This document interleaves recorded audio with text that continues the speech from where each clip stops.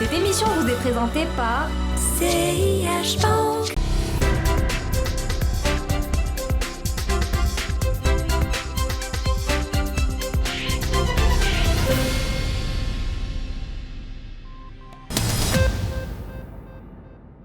Mesdames, Messieurs, bonjour, bienvenue dans ce nouveau numéro de l'Hebdo des marchés qu'on consacre aux performances des OPCVM depuis le 1er janvier 2015. Alors la période actuelle est une période où généralement les OPCVM effectuent des ajustements sur leur portefeuille en fonction des résultats des entreprises qui tombent petit à petit, mais également en fonction des données qui remontent du marché monétaire. Donc il était peut-être temps, juste avant qu'on soit dans le dur de cette période d'ajustement, de faire le point sur cette industrie depuis le début de l'année. Au sommaire aujourd'hui, quelques chiffres sur la gestion d'actifs de manière générale, puis nous allons nous concentrer sur les OPCVM actions, les OPCVM monétaires, ainsi que l'obligataire dans toutes ces catégories. Un jour, j'ai essayé une nouvelle banque et ma vie a changé. Un jour, tout comme eux, vous découvrirez qu'on peut améliorer sa vie grâce à de nouvelles solutions simples et innovantes. CIH Bank. La banque de demain, dès aujourd'hui. 310 milliards de dirhams, c'est le montant total géré par l'industrie de la gestion d'actifs au Maroc. C'est un chiffre qui est en hausse de 3,3% depuis le 1er janvier 2015. La moitié ou presque de ces fonds se retrouvent dans la catégorie OPCVM obligataire. Concernant les autres classes d'actifs, l'action draine quelques 7% des fonds gérés, soit à peu près 22 milliards de dirhams, alors que les OPCVM diversifiés drainent 4%, le monétaire draine 21% et l'obligataire court terme 14%, comme on le disait tout à l'heure.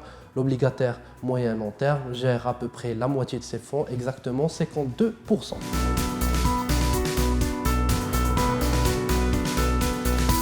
Si maintenant nous raisonnons en termes de flux, c'est-à-dire d'arrivée de cash dans les différentes catégories d'OPCVM, il faut savoir que les OPCVM actions drainent actuellement 4,35% de plus que l'année dernière, alors que le diversifié qui enregistre la plus forte hausse de cette industrie enregistre une hausse de 17% des actifs sous gestion. Seul le monétaire enregistre une baisse de 10% des actifs sous gestion, peut-être une situation due à la baisse des taux sur le marché monétaire.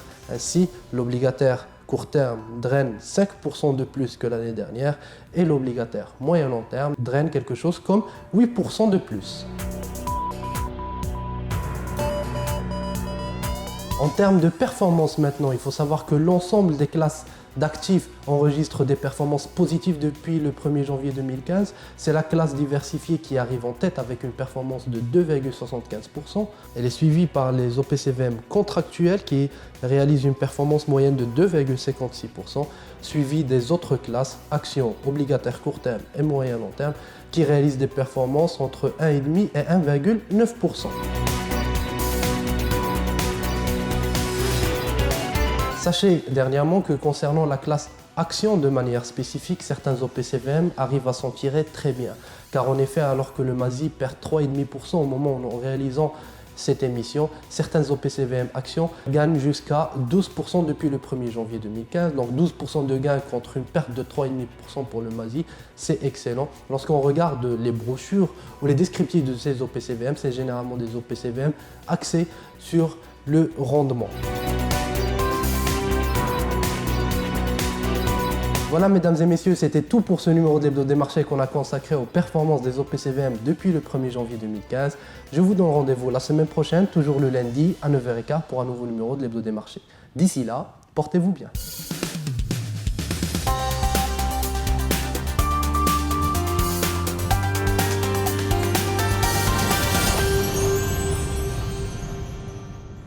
Cette émission vous a été présentée par CIH Bank.